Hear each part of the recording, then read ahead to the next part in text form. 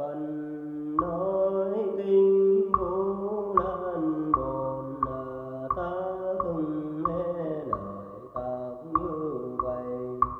Mùa thua nọ Thế Tôn an chủ xa về cảnh kỳ thủ viên chúng. Môn liên mới đặng ngừng thông muốn cho cha mẹ khỏi bằng trầm luân.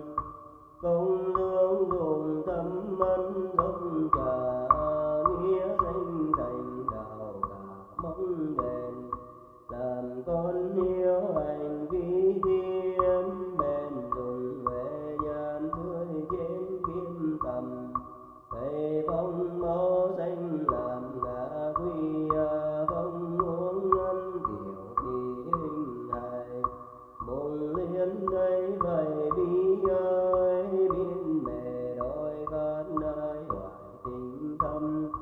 Đó phẩm vật đem sống từ mẫu đằng lửa lòng cùng cô bấy lâu. Thấy cơm mẹ dân lo âu thấy cả chê đây hiếu hậu không ăn.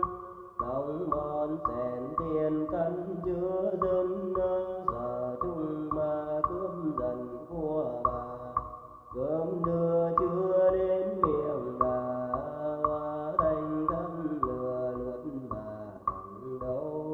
Thấy như vậy âu sầu thế thảm môn kiên liên bi cảm so thương. Mau mau về chốn giảng đường bạch cùng sư phụ tầm phương giai nạn. Phần mới bao rõ ràng căn tôi rằng mẹ ông cũng tội giận sâu. Dẫu ông thần lực nhiễm màu một mình không thể ai cầu đặng đâu. Lòng hiếu thảo của ông giàu lớn tiếng vang đồn thâu đến cửu thiên.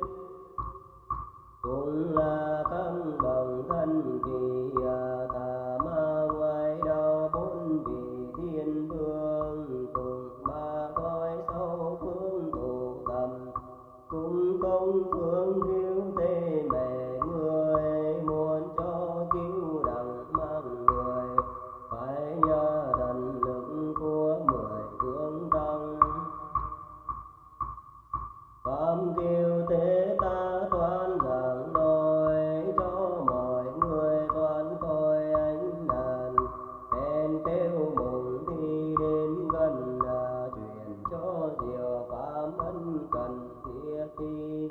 Rằm tháng 7 là ngày thứ tư 10 phương tăng đều giữ lễ này. Phải tam xuân xưa chớ chạy từng ăn trăm món trái cây đậm màu. Lại phải sắm giường